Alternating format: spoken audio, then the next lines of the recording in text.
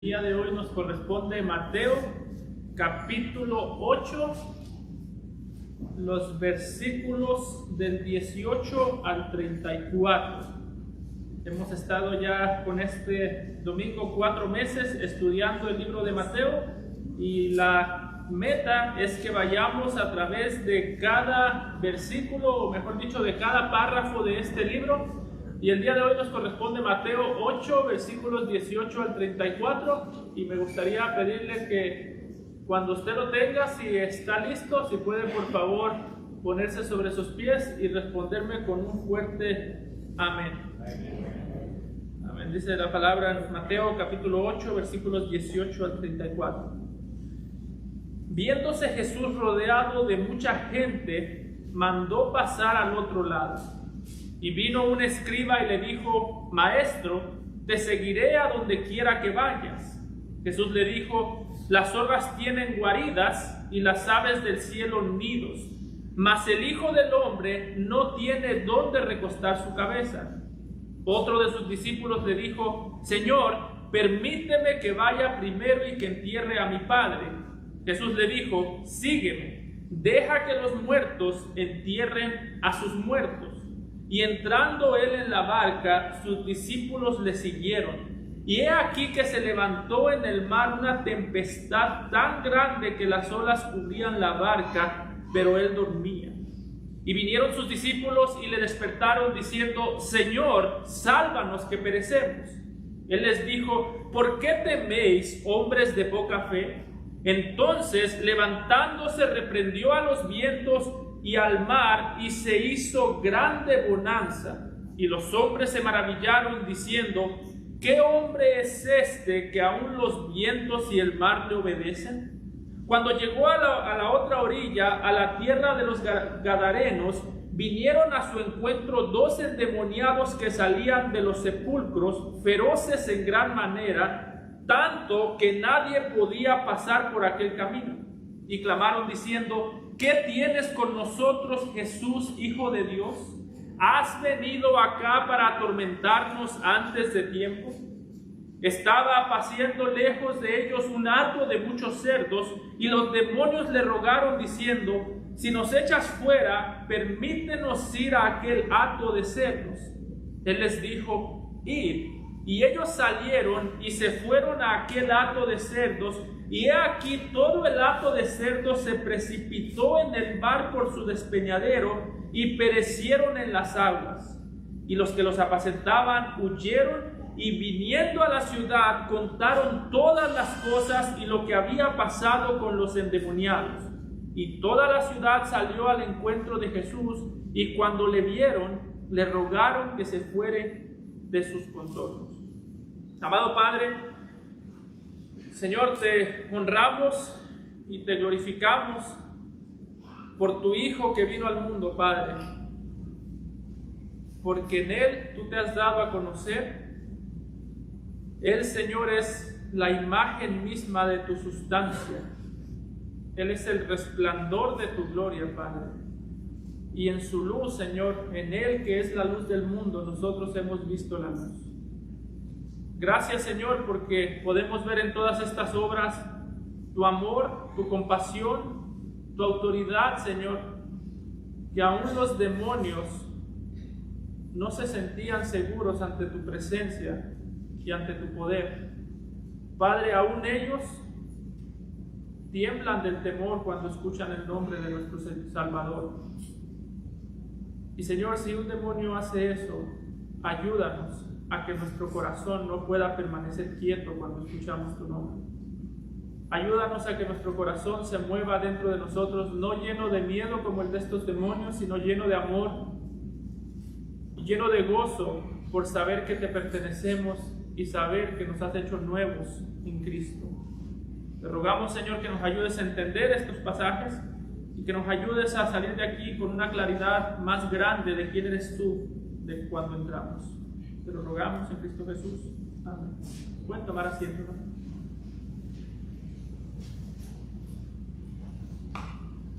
En la sección en la que nos encontramos el día de hoy, si usted estuvo aquí la semana pasada, usted puede recordar o podrá recordar que en esta sección el apóstol Mateo ha venido presentándonos algunos milagros del Señor Jesucristo como una manera de presentarnos la autoridad que Él tiene para salvar.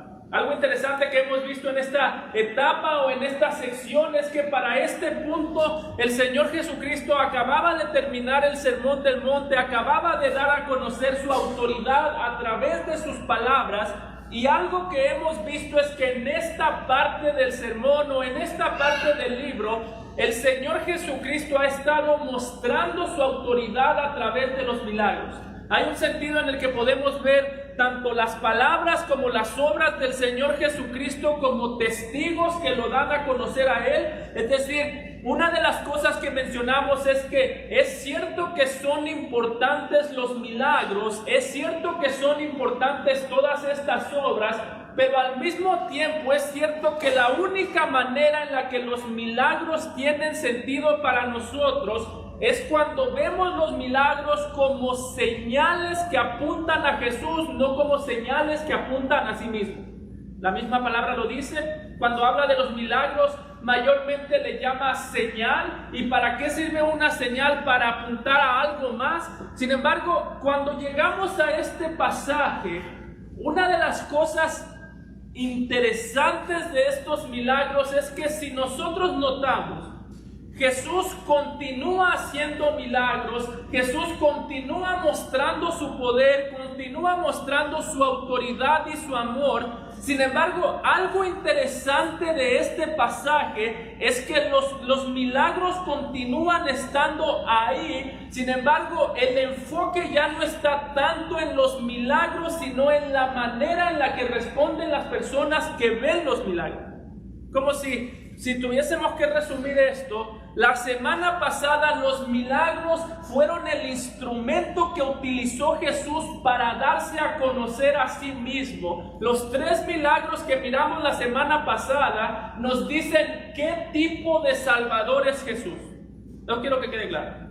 Los milagros de la semana pasada nos dicen qué tipo de Salvador es Jesús, las conversaciones que Jesús tiene aquí, los milagros que Jesús hace aquí, nos dicen qué tipo de discípulos debemos ser nosotros para el Señor Jesús. Las dos cosas van de la mano. ¿Qué tipo de Salvador es Jesús? Hemos visto su amor, hemos visto su compasión, hemos visto su autoridad. ¿Qué tipo de discípulos estamos llamados nosotros a ser? En este pasaje vemos discípulos dispuestos a obedecer y personas que se decían discípulos que no tienen intención de obedecer. Así que, ¿cuál es el punto de este sermón? Primero déjeme ser claro, mi meta con este sermón no es que usted salga de aquí sabiendo o con un interés de saber cuál es la voluntad de Dios para su vida como discípulo. Muchas veces esas son las preguntas que más hacemos. ¿Y cuál es la voluntad de Dios para mi vida? Si está soltero, ¿cuál es la voluntad de Dios para mi vida? ¿Con quién quiere Dios que yo me case? Pero esta no es la preocupación de estos textos. Y yo me atrevería a decir, hermanos, que la preocupación principal o el mensaje principal de la Escritura muchas veces no es solamente cuál es la voluntad que Dios tiene para mi vida. Es cierto que nos hablan de la voluntad de Dios, la Biblia es cierto que nos dice que la vamos a descubrir. Sin embargo, si usted pone atención, la Biblia pasa más tiempo diciendo qué tipos de discípulos quiere Dios que nosotros seamos en lugar de qué tipo de voluntad le espera a nuestras vidas. Lo más importante no es, ¿qué iré a hacer yo el día de mañana? No, lo más importante es, ¿qué tipo de discípulo estoy siendo yo el día de hoy?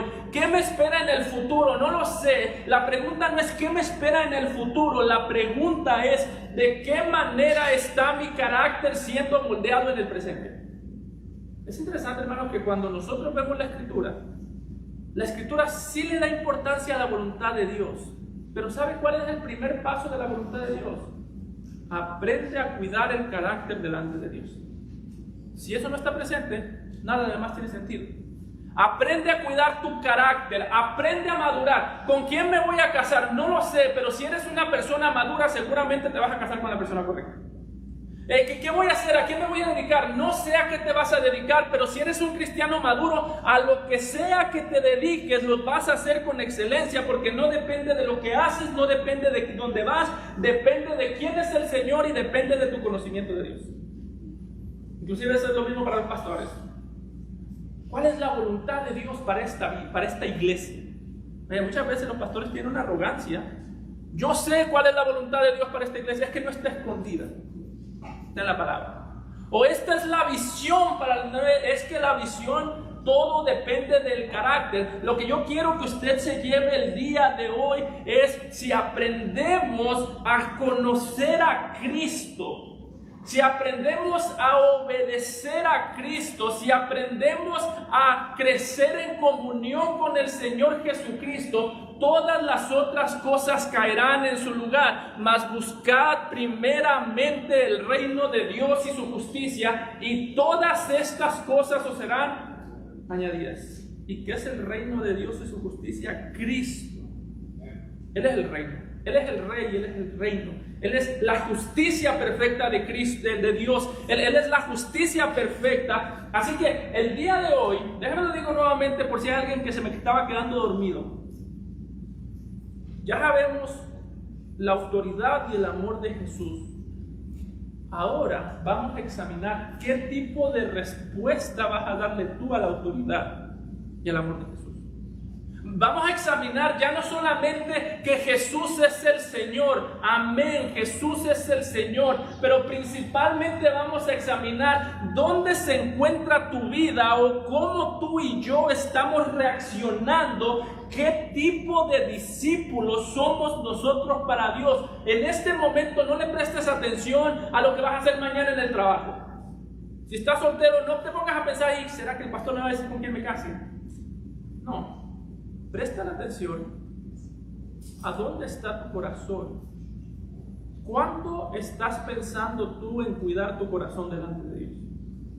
Que si eso no está pasando, no importa ni con quién te cases, no importa ni a qué te dediques, no importa ni en qué trabajes, no importa qué vas a hacer mañana, estás desperdiciando tu vida, a menos que estemos caminando en el conocimiento y en la obediencia del Señor. Así que vamos a ver esto en dos partes. Primero, en los versículos 18 hasta el versículo 22, vamos a ver una respuesta negativa ante un conocimiento correcto. Ya bien, vamos a ver el ejemplo de personas que respondieron de manera negativa ante una persona que conocían de manera correcta, tenían el conocimiento correcto, sabían decir las palabras correctas, pero a la hora de responder, cuando su vida fue puesta a prueba, ahí fue donde entró el fracaso, porque había un cimiento flojo, porque no había una convicción de corazón. ¿Sabes qué es lo interesante de este texto, hermano? Que vamos a ver la manera en la que Jesús calma el corazón de sus discípulos en medio de la tormenta. Pero ¿saben qué vamos a ver antes? Cómo Jesús le trae una tormenta al corazón de personas que decían ser sus discípulos. Con sus discípulos Jesús calma el corazón, calma la tormenta. Con los falsos discípulos Jesús ocasiona una tormenta. Y note cómo comienza en los versículos 18 y 19, iniciando esta tormenta. Usted puede imaginarse una persona que venía contenta a decirle a Jesús: Jesús, te voy a seguir.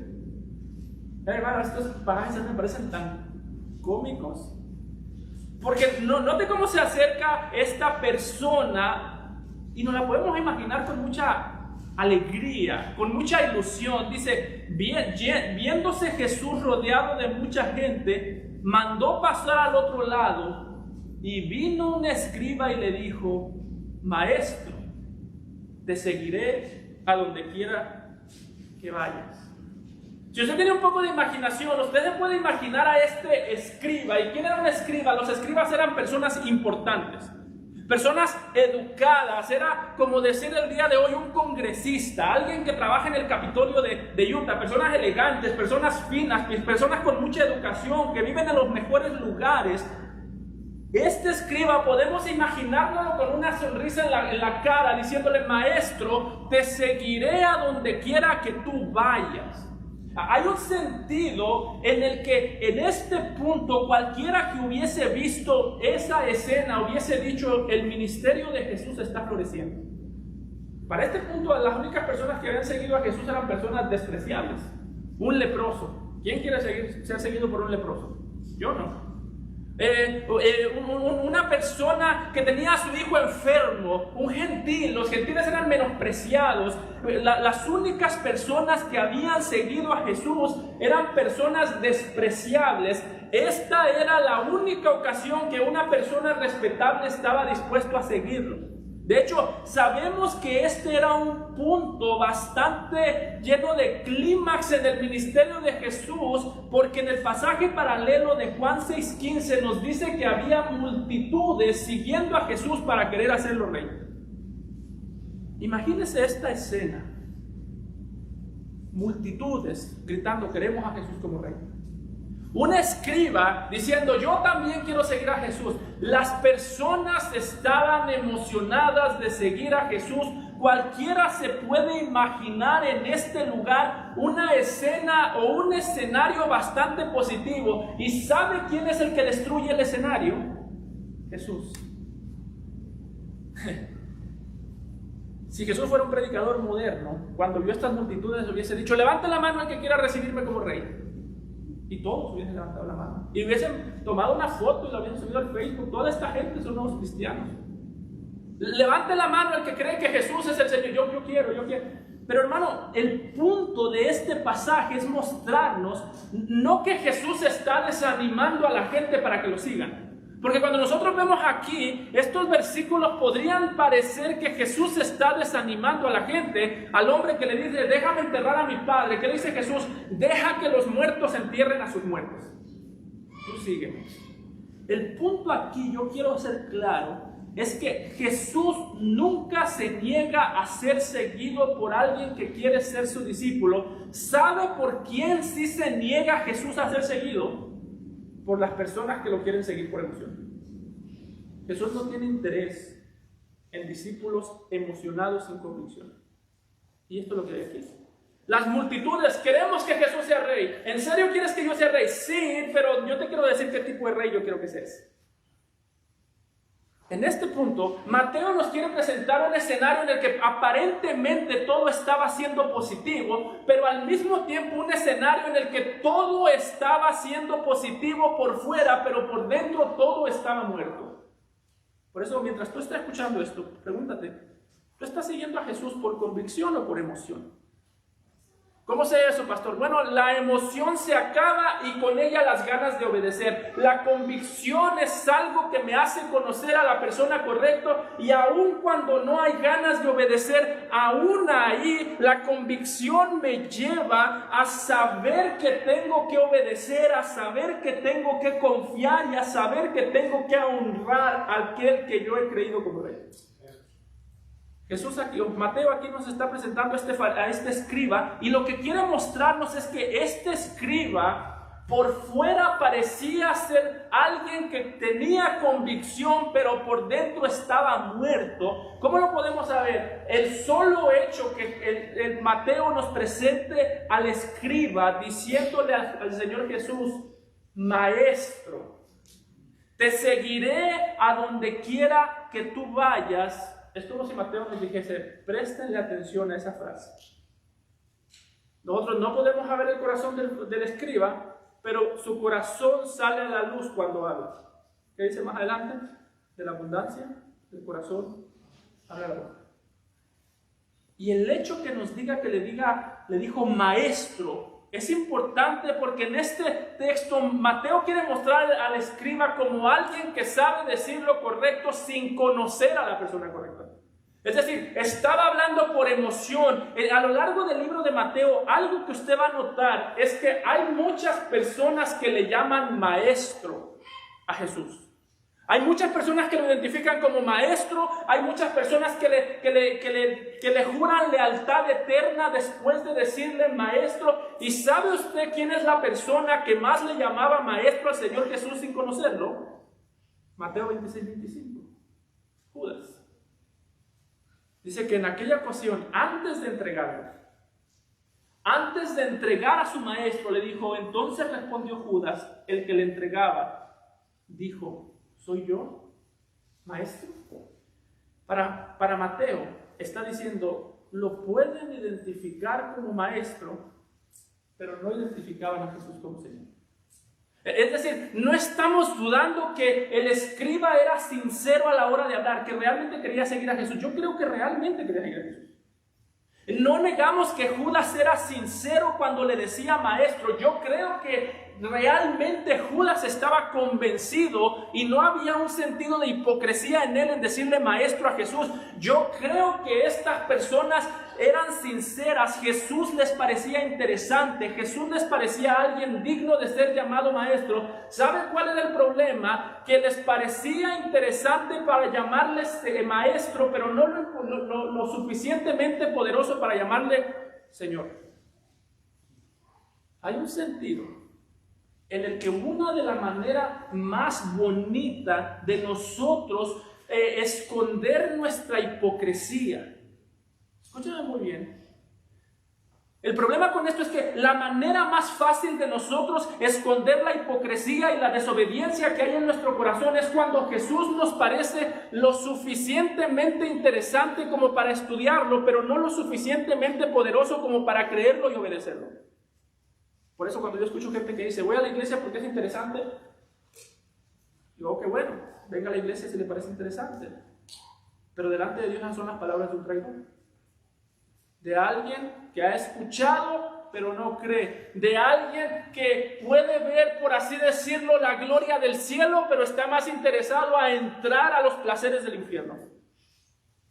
Aquí Mateo está diciendo, ten mucho cuidado con esto, porque esta persona era sincera. Ay, es que nadie puede ver mi corazón, nadie sabe si yo soy sincero. No, era sincera en que Jesús, el que él pensaba que Jesús era un maestro.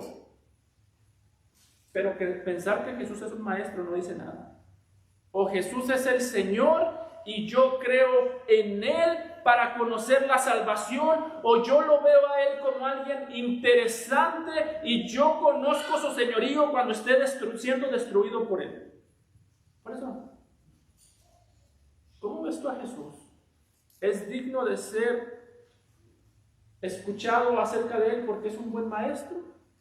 ¿O es alguien interesante? ¿Por qué estás en la iglesia? Porque es interesante la iglesia. Porque yo muchas veces he escuchado personas que dicen, pues yo voy a la iglesia porque de todas maneras, quizás no sé si lo que dicen es cierto, pero lo que yo sé es que no enseñan nada malo. Es una manera de venir a la iglesia como un ciudadano del infierno. Pues es que igual no me enseñan nada malo. Bueno, no, el problema no es que te enseñen nada malo, el problema es que te están diciendo la verdad y tú lo ves como algo opcional. ¿Qué fue lo que le pasó a este hombre? Este hombre no vino a Jesús porque creía que necesitaba confiar en Jesús. Este hombre vino a Jesús porque creía que Jesús no necesitaba a él. Le dijo, Señor, tú tienes, o bueno, maestro, tú tienes ahí una gente como pescadores. Para un maestro como tú tienes pescadores. Él dijo, yo vengo a arreglar la raza. Como luego se sabe decir. Hermano, o nosotros venimos porque entendemos nuestra necesidad de Cristo, o nosotros venimos porque entendemos la necesidad que tenemos de aprender a conocer a Jesús como nuestro Señor, o simple y sencillamente nosotros no hemos conocido a Jesús. Si Jesús te parece interesante, tú no lo has conocido.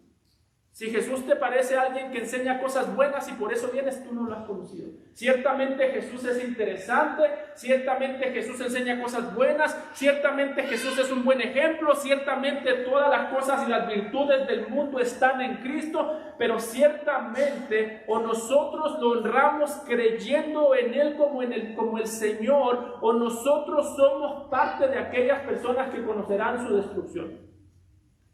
Este hombre llegó convencido de que Jesús era interesante.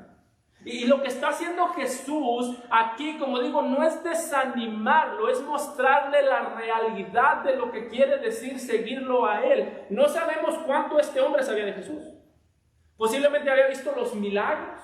Posiblemente había escuchado sus predicaciones, pero muy posiblemente este era parte de aquellos de Juan 6 que querían convertir a Jesús en rey porque había visto los milagros. Y note cómo Jesús le rompe su burbujita de ilusión a este hombre. Versículo 20. Las zorras tienen guaridas y las aves del cielo nidos, mas el Hijo del Hombre no tiene dónde recostar su cabeza. Jesús le está diciendo: tú quieres seguirme como tu maestro, mejor no me sigas. Básicamente lo que le está diciendo. Tú quieres seguirme porque viste los milagros, mejor no me sigas. Tú quieres seguirme porque has escuchado y has visto el poder que yo tengo, mejor no me sigas. Es como si Jesús le estuviese diciendo: yo ciertamente quiero seguidores, pero no cualquier seguidor. Yo ciertamente quiero que me sigas, pero en lugar de tú seguirme pensando en cómo tú vas a ver mi poder reflejado para ti, en cómo vas a ver tú mi poder sirviéndote a ti, tú deberías seguirme pensando en todo lo que vas a perder por causa de mí. Es interesante que este hombre estaba convencido que Jesús tenía poder. Y hermano, nosotros debemos saber cuando seguimos a Jesús que estamos sirviendo a un Salvador que es poderoso. Yo creo que usted sepa eso. Es un Salvador que es poderoso, pero ¿sabe qué es lo irónico de seguir al Señor Jesucristo? Que sabemos que Él es poderoso, pero nos corresponde seguirlo en debilidad. Es decir, nadie que vea a un cristiano siendo fiel a Jesús va a admirar a ese cristiano y decir: oye, ese cristiano es fuerte. Todos piensan: ese cristiano es débil, ese cristiano es bruto. A mí me daba mucha risa cuando yo fui al seminario y salía a evangelizar a veces. Las personas que me decían: ¿y tú a qué te dedicas? Decían: estoy en el seminario. Siempre me decían: tus papás han de estar bien orgullosos de ti, ¿verdad? Decían: no, de hecho ni me quieren hablar casi por esto. No están orgullosos, les da vergüenza, a mi papá por lo menos. Pero ¿sabe qué está diciendo Jesús? Si tú quieres seguirme, tú tienes que saber que estás siguiendo a alguien que es poderoso, pero tienes que saber que en el momento que tú lo sigues a Él como alguien que es poderoso, tú lo vas a seguir, y entre más lo sigues, entre más conoces tú el poder del Señor Jesucristo, más vas tú a experimentar debilidad por causa de Cristo. Jesús es el ejemplo perfecto de esto. Jesús no niega que Él tiene poder, pero al mismo tiempo era más fácil en aquel tiempo ver a Jesús en debilidad que en poder. De hecho, es interesante que Jesús se describe a sí mismo como el Hijo de Hombre. ¿Quién es el Hijo del Hombre?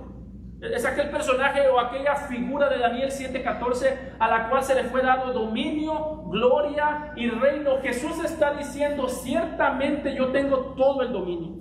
Ciertamente yo tengo toda la gloria, ciertamente yo soy el que gobierna en todo el reino, pero lo interesante de Jesús es que era la persona, o que es la persona más poderosa, pero al mismo tiempo es la persona que más experimentó debilidad mientras servía y obedecía la voluntad del Padre.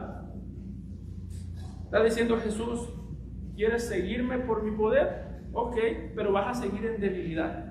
Piénsalo de esta manera: Jesús es la persona más poderosa. Es Jesús el que dio a conocer su poder a través de los milagros cuando sanó personas. Es Jesús el que dio a conocer su poder a través de los milagros cuando multiplicó los panes. Una y otra vez Jesús dio a conocer su poder para servir a otros, pero una y otra vez Jesús vivió en peores condiciones que aquellos a los que Él servía. Y está diciendo Jesús: si tú quieres seguirme, eso es ser mi discípulo. Hermano, ¿tú quieres seguir a Jesús?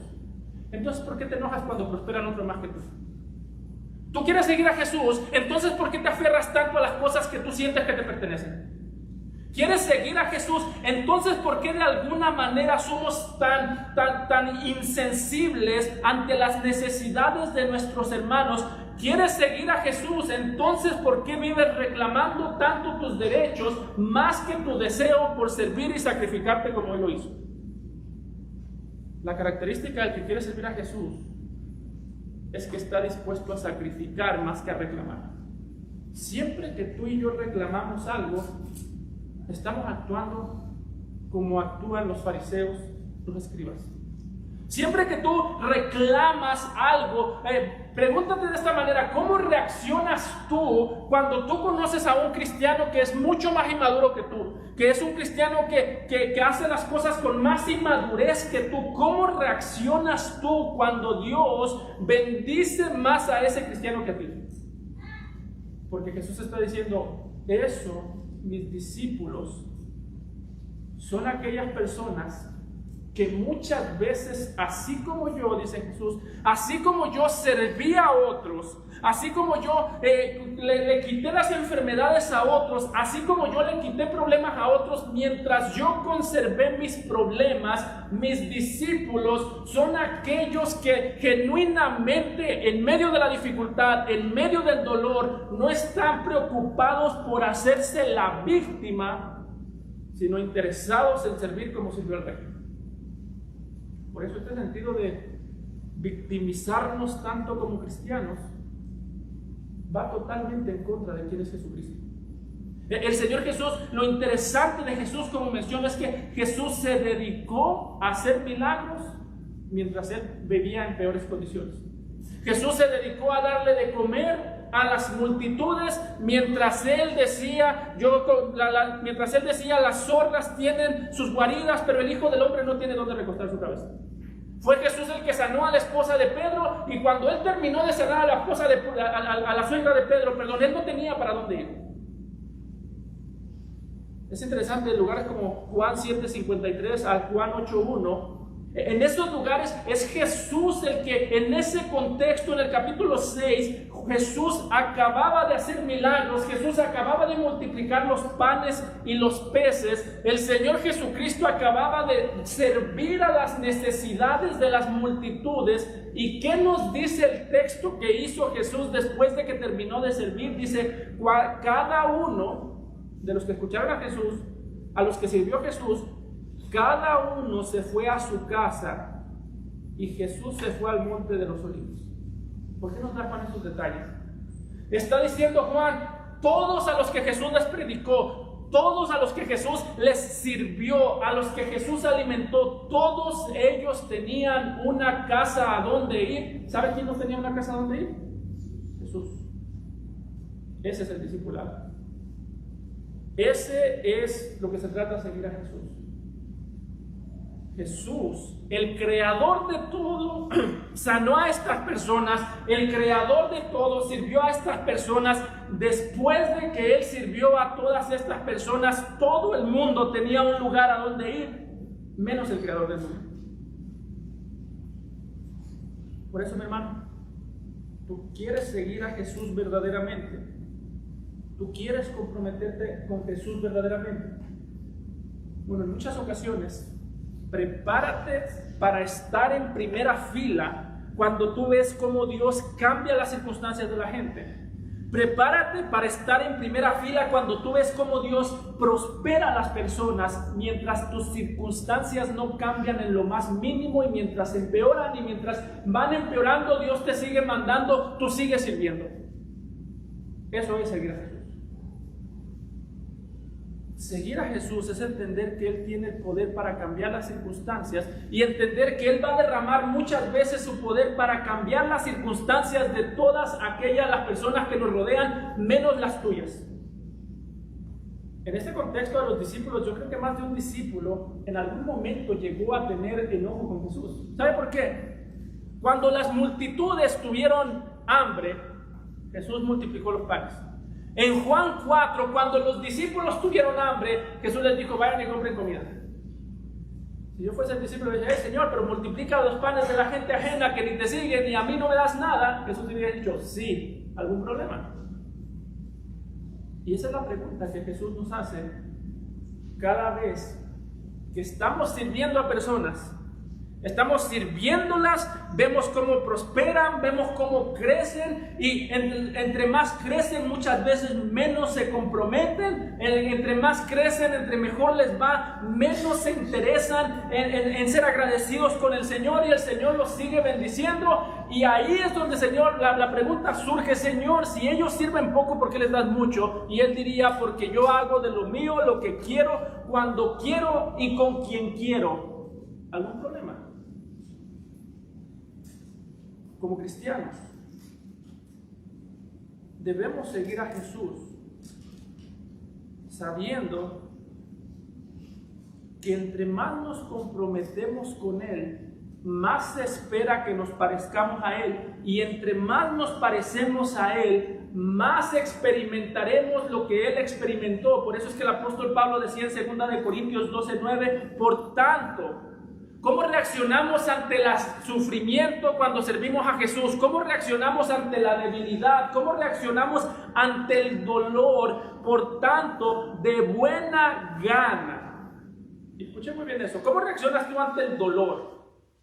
¿Cómo reaccionas tú cuando después de servir a algún hermano nadie reconoce tu trabajo, nadie reconoce lo que tú haces? ¿Cómo reaccionas cuando en vez o en lugar de estar prosperando vas empeorando? Prosperas en obediencia, empeoras en circunstancias.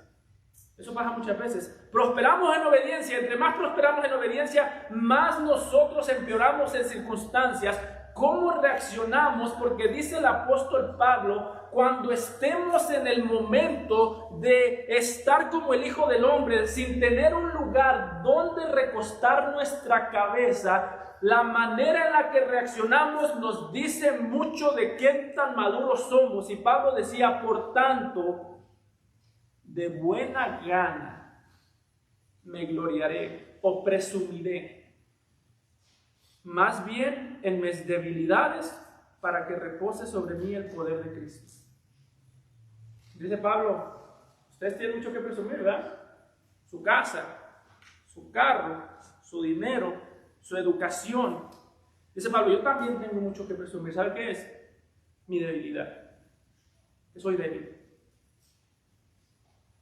Pablo tenía un sentido muy distinto a este escriba. El escriba decía, Señor, conmigo te sacaste la lotería. Pablo decía, Señor, yo contigo necesito más gracia. En esto Pablo y nosotros somos muy distintos, porque ¿cuál es una de las cosas que nosotros, o una de las excusas que nosotros muchas veces ponemos para no comprometernos con el Señor? Es que no tengo suficiente educación. Inclusive para orar, es que yo no sé orar muy bien, Pastor. Pablo decía, esa no es mi preocupación. ¿Sabes cuál es mi preocupación? Que cuando la gente me escuche predicar, piensen que yo soy buen predicador. Yo no quiero que piensen que soy buen predicador. Yo quiero que me vean como un predicador débil. Pablo decía, mi miedo no es que cuando la gente me escuche orar, piensen que soy muy bueno para orar. Mi miedo, o muy malo para orar, mi miedo es que piensen que soy bueno. Así que, ¿cómo reaccionamos nosotros ante la debilidad? ¿Cómo reaccionamos nosotros? ¿Usamos la debilidad como excusa? Porque Jesús utilizó la debilidad para salvarnos. El momento de más debilidad del Señor Jesucristo fue en la cruz, cuando dijo, Dios mío, ¿por qué me has desamparado? En ese momento que la ira del Padre estaba cayendo sobre la ira sobre el Hijo, fue el momento de más debilidad, y en el momento de más debilidad fue en el momento en el que trajo la salvación. Así que, ¿cómo reaccionas ante la debilidad? Porque una característica de los falsos discípulos, ¿sabe qué es? Que siempre tienen mucha boca para hablar, pero muy poca convicción para actuar. Siempre tienen mucha boca para hablar, poca convicción para actuar, y siempre tienen una excusa para servir al Señor cuando las condiciones estén mejor. Versículo 21, otro de sus discípulos le dijo, Señor, este ya fue más teológicamente correcto, permíteme que vaya primero y entierre a mi padre. Jesús le dijo, sígueme, deja que los muertos entierren a los muertos. Estos dos, pareciera que el segundo ya tiene más la razón, porque ya no le dice maestro, le dice Señor. El problema del primero, ¿sabe cuál es? Tenía mucho que decir, pero muy poco conocimiento de Cristo. Este tiene más conocimiento de Cristo, pero no tiene convicción del Señor Jesucristo. ¿Sabe por qué? Porque no le dijo maestro, le dijo Señor. El problema de este no era que no supiera que Jesús es el Señor. No, el problema de este es que para Jesús no era prioridad. Para él Jesús no era prioridad. ¿Nota qué le dijo? Permíteme que vaya Y Él es claro, primero. Oh, Señor, yo te voy a seguir, pero primero lo primero. O sea, tú sí eres importante, pero no eres tan importante. Déjame que primero vaya y entierre a mi padre. Alguien podría decir, pastor, ¿y qué tiene de malo que este hombre quisiera enterrar a su padre primero? Tiene todo de malo. ¿Sabe por qué? Porque para empezar, si su padre estuviese muerto en el momento que él estaba hablando, ¿sabe dónde debería estar él? Enterrando a su padre, no ahí escuchando a un predicador. El problema de este hombre no es que le está diciendo al Señor, Señor, mi padre se ha muerto, déjame, yo voy y lo entierro. Le está diciendo, Señor, espérate que primero se muera mi padre. Déjame lo cuido hasta que se muera. Y cuando el momento perfecto llegue, Señor, yo te prometo que yo voy y te sirvo. Es decir, ¿por qué suenan tan bonitas las palabras de este hombre? Porque las excusas siempre suenan bonitas. Si tú quieres poner una excusa para no comprometerte, va a estar, oh pastor, es que tengo que dedicarle tiempo a mis hijos. Es cierto. Tengo que dedicarle tiempo a mi esposa. También es cierto. Lo que no es cierto es que la dedicación a tus hijos, la dedicación a tu esposa sea algo que va en contra de dedicar tiempo al Señor. El Señor Jesucristo está diciendo, la característica de un falso discípulo es que siempre es alguien que está dispuesto a servir siempre que el momento correcto llegue. Por eso, hermano, ¿cuáles son tus excusas para no comprometerte con el Señor? ¿Cuáles son tus excusas para no comprometerte con la iglesia del Señor? Pastor, es que tengo mucho trabajo. Ok. Es que tengo muchos hijos. Está bien. Yo no estoy diciendo que eso no sea válido. Lo que estoy diciendo es, asegúrate de que esas excusas sean válidas delante del trono de Dios. Asegúrate de que el que te dio el trabajo también tome como excusa, tengo mucho trabajo. Porque te va a decir, yo te di el trabajo y no te lo di para que te distraigas. Oye, asegúrate de que el que te dio a los hijos tome como excusa cuando tú digas, es que mis hijos, asegúrate de que eso sea una excusa, porque el que te dio el mandamiento de ser su discípulo es el mismo que te dio los hijos. Y si nosotros olvidamos servir al Señor, podemos poner excusas, pueden tener sentido, pero el Señor Jesús es el que te dio todas aquellas excusas, o es el que te dio los hijos, por tanto, ponerlos como excusas delante de su trono no servirá. Jesús le está diciendo a este discípulo, deja tú que los muertos entierren a sus muertos. Le está diciendo, si tú me quieres seguir, tu papá no va a dejar de ser importante, pero tu papá no va a ser más importante que yo. Si tú me quieres seguir, tu esposa no va a dejar de ser importante, pero tu esposa no puede seguir siendo más importante que yo. Jesús aquí está sacando a la luz las motivaciones de estos personas, y lo interesante es que el texto ya no nos dice nada más de ellos. Usualmente cuando la Biblia no dice nada más de alguien es porque no le fue bien.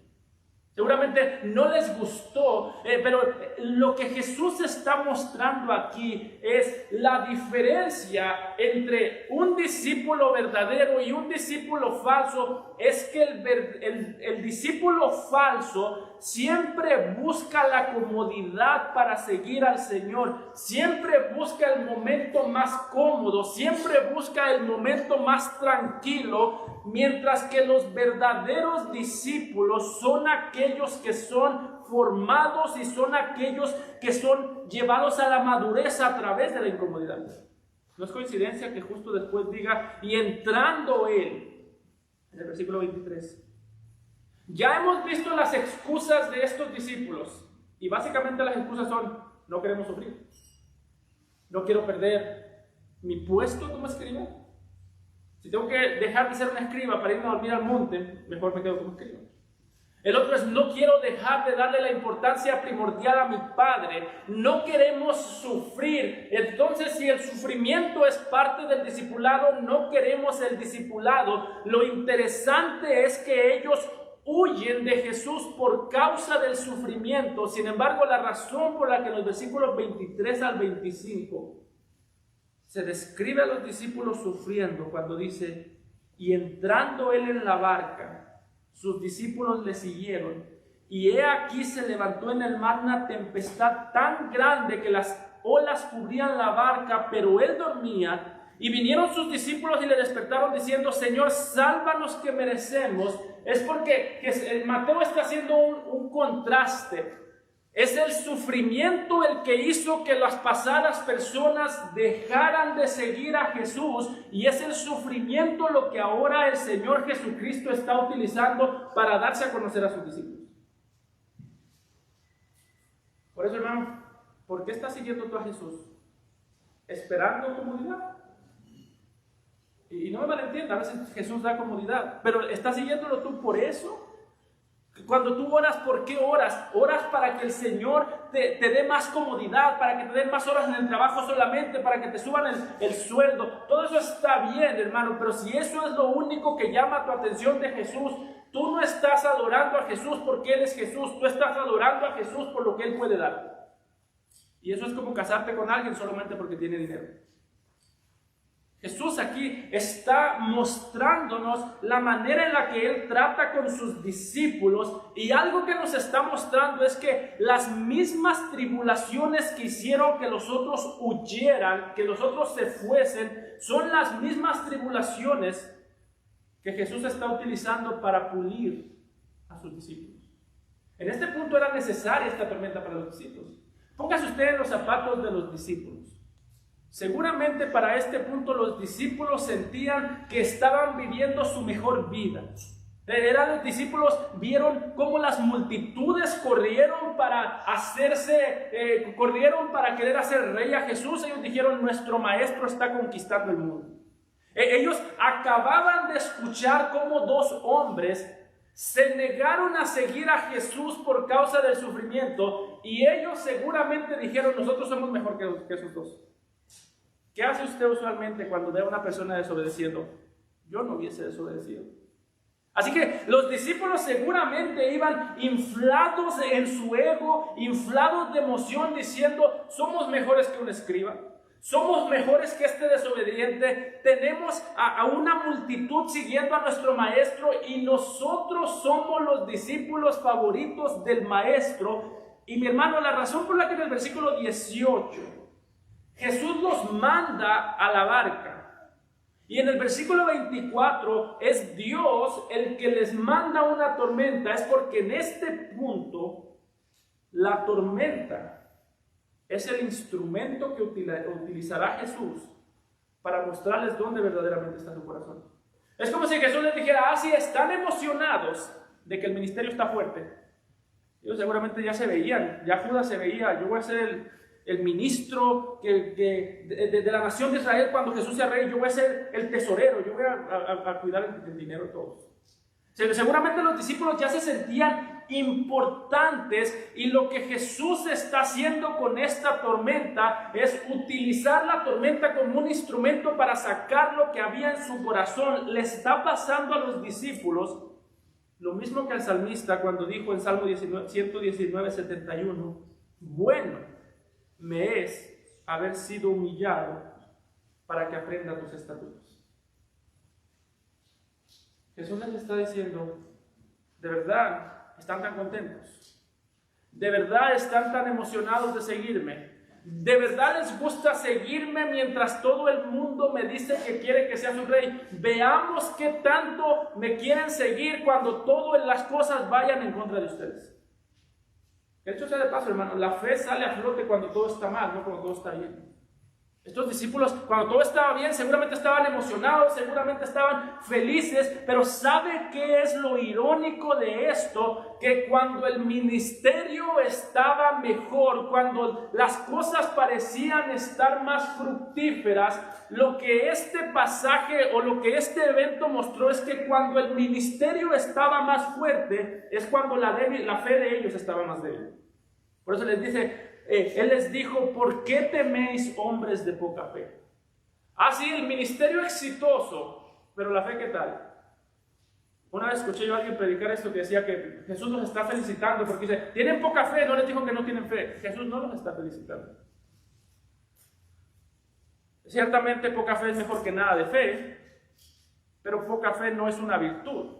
Sobre todo después de haber visto a Jesús hacer todo lo que hicieron. Jesús les está diciendo: ¿por qué ustedes se emocionan por las cosas que pasan a su alrededor, pero no le dan interés a lo que está en su interior? Recuerde que esa es la diferencia entre un fariseo y un discípulo. El fariseo se emociona por lo que pasa afuera, el discípulo se preocupa por lo que pasa dentro, por lo que pasa en el corazón. Y Jesús aquí está mostrando, en esta tribulación se pudo ver que el ministerio estaba fuerte, pero la fe estaba débil. Por eso, hermano, no tiene nada de malo examinar las circunstancias, examinar el trabajo, examinar la iglesia. Es que la iglesia, pastor, está floreciendo. Eso es una señal de que somos una iglesia madura. No, eso no es una señal de que somos una iglesia madura. El ministerio aquí estaba floreciendo y los discípulos tenían poca fe. Es decir, lo que nos está diciendo: no se necesita fe para que la iglesia crezca. Se necesita cuidar el corazón para que la iglesia madure. Y la meta no era que creciera, sino que maduraran. Por eso Jesús en este pasaje trata con las circunstancias. Es Jesús el que calma la tempestad. Pero mi hermano, el punto del texto no es solamente que Jesús puede calmar tempestad. Ese no es el punto del texto. A veces se piensa en estos versículos de que no importa para dónde vayas, mientras Jesús vaya en la barca, Él va a calmar la tempestad. Pero ese no es el punto del texto. De hecho, note que lo primero que Jesús hace no es calmar la tempestad que los estaba azotando. Alguien decía que aquí Jesús, antes de calmar la tempestad que estaba golpeando la barca, Jesús, cuando les dijo: ¿por qué teméis?, lo primero que hizo fue calmar la tempestad que estaba pasando en el corazón de los discípulos. Si a Jesús le importaran más las circunstancias que el corazón, solamente se hubiese despertado y hubiese dicho: hey, al mar, cálmate, tranquilo mar, y se hubiese ido a dormir de vuelta.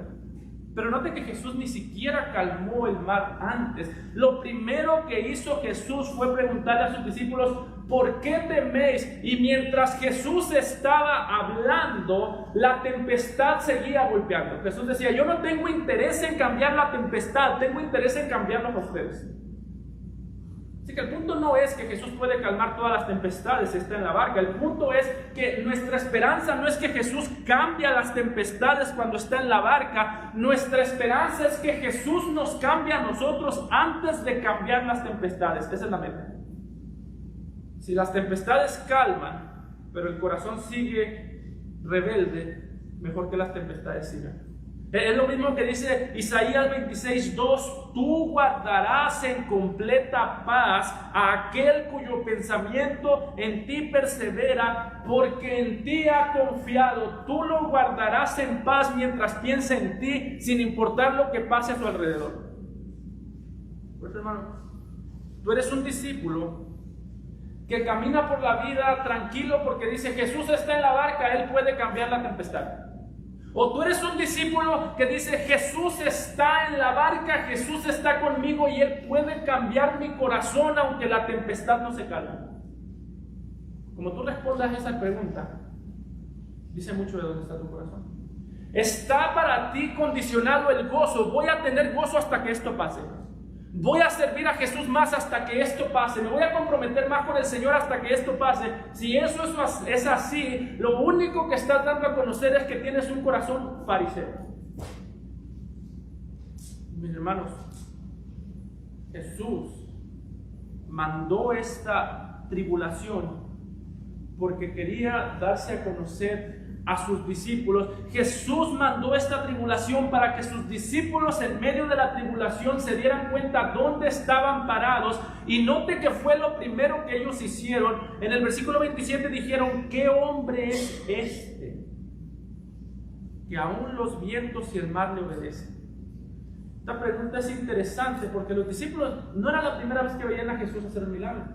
Lo vieron sanar al leproso, lo vieron sanar al hijo del centurión, lo vieron sanar a la suegra de Pedro, lo vieron hacer muchos milagros. Pero una cosa es saber que Jesús puede hacer un milagro, otra cosa es que Jesús sea todo lo que yo tenga cuando estoy pasando por medio de la tribulación. el mejor momento en el que aprende un cristiano es cuando está sufriendo, siempre. Por eso, hermano, el día de hoy debes ser muy diligente para escuchar lo que te he hablado. Debes ser muy diligente para escuchar la palabra. Cada vez que vengas a la iglesia, ven listo para tomar notas, ven listo para escuchar, ven listo para aprender, ven listo para absorber lo que se te tiene que decir. ¿Sabes por qué? Porque cuando llega la tribulación, lo único que tú vas a tener es lo que tú tengas en tu mente acerca de Dios. La tribulación nos ayuda a ver que al final del día estamos Dios y yo. Lo que yo conozco de Él es lo que me sostiene o me hace caer cuando hay tribulación. Y es lo que le pasó a los discípulos. Dijeron, ¿qué tipo o qué hombre es este? ¿Qué tipo de hombre? Es lo mismo que le pasó a Job en Job 42:5. De oídas te había oído, pero ahora, mas ahora mis ojos te ven. Hermano, las tribulaciones son inevitables. Dos cosas de las tribulaciones: son inevitables y no avisan. Y lo único que nos queda cuando estamos en esa tribulación es lo que conocemos acerca del Señor. Yo recuerdo hace 5 años que mataron a mi hermano, muchos de ustedes lo sabían. Pues yo recuerdo que yo estaba tan desesperado, y en ese tiempo yo estaba preparando una predicación sobre el sufrimiento. Yo recuerdo que, aparte de la ayuda de mi esposa, lo único que tuve en ese momento fue recordar lo que estaba estudiando del sufrimiento.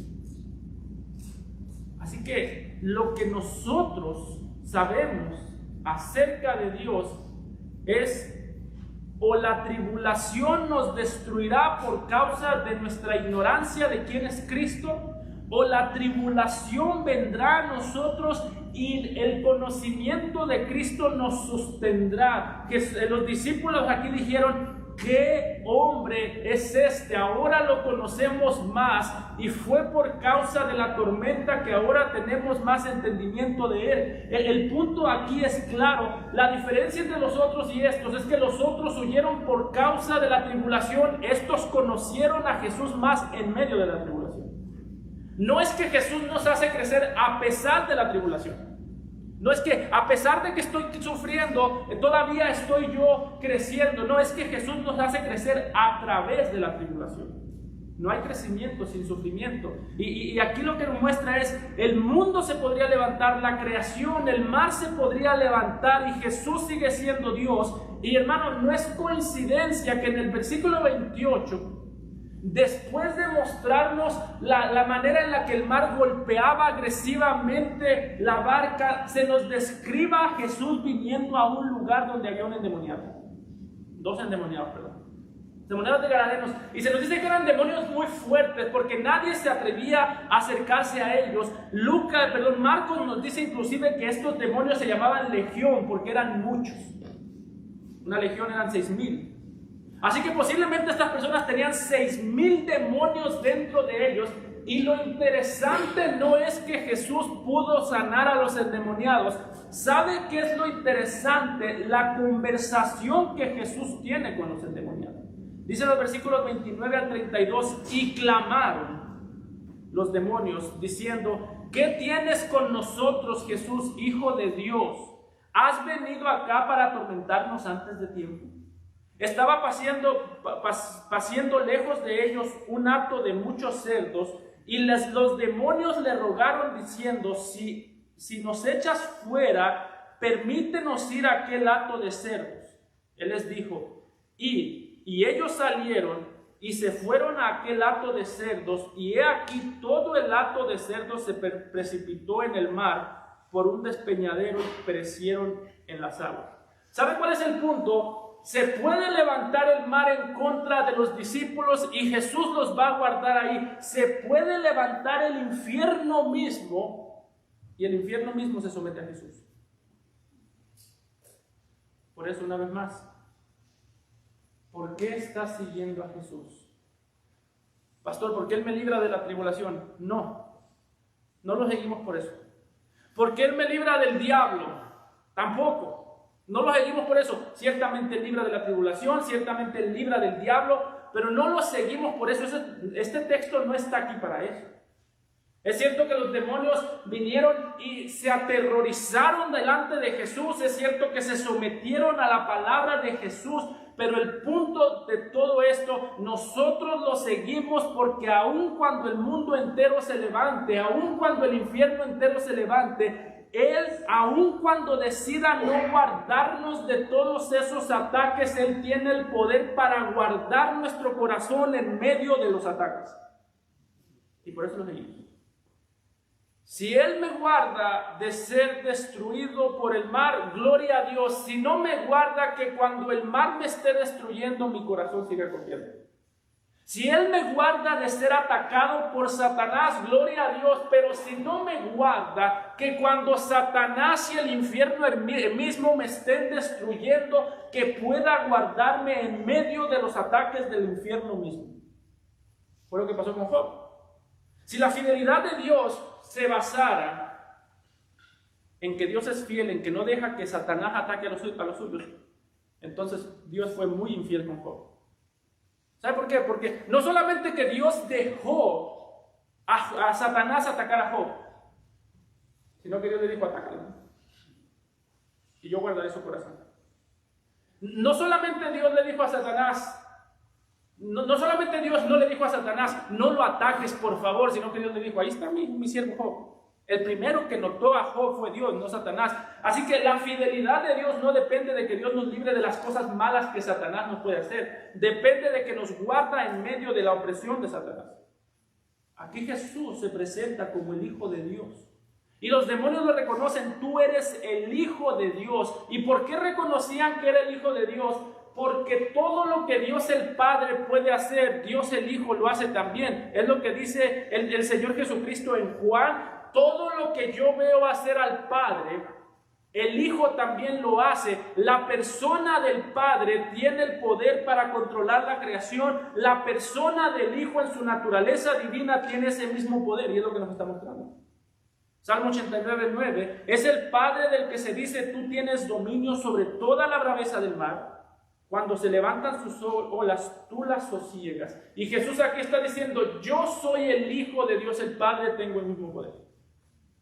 Es Dios el que pone, el que somete a Satanás en Job capítulo 2, versículo 6. Y es Jesús el que también le da órdenes a Satanás. Porque todo lo que la persona del Padre hace, la persona divina del Hijo lo hace. Por eso, si tú estás aquí y no has creído en Cristo, mira cómo respondieron los demonios. Los demonios no le dijeron a Jesús: ok, ve, te retamos a que nos hagas algo. Los demonios, ¿sabes qué es lo que pueden hacer? Pueden ofrecer pecado para que los acompañes al juicio. Los demonios lo que pueden hacer es que pueden tentar a pecar, pueden incitarte a pecar. Tú puedes ceder ante la tentación de ellos, pero al final del día los estarás acompañando al juicio a sufrir juntamente con ellos. Por eso, si no has creído en Él, cree en el Señor Jesús hoy. Si no has creído en Jesús, confía en Él, porque el mismo poder que Él usó para salvar a sus discípulos es el mismo poder que usará para destruir a sus enemigos. Confía en Él. Amado Padre, te damos gracias, Señor, por tu eterno Hijo, que dio a conocer quién eres tú, dio a conocer tu bondad, tu poder y tu autoridad. Y Padre, nosotros rogamos para que nos ayudes a crecer en el conocimiento de Él. Nos ayudes a postrarnos ante Él y a seguirlo por lo que Él es. Te pedimos en Cristo Jesús.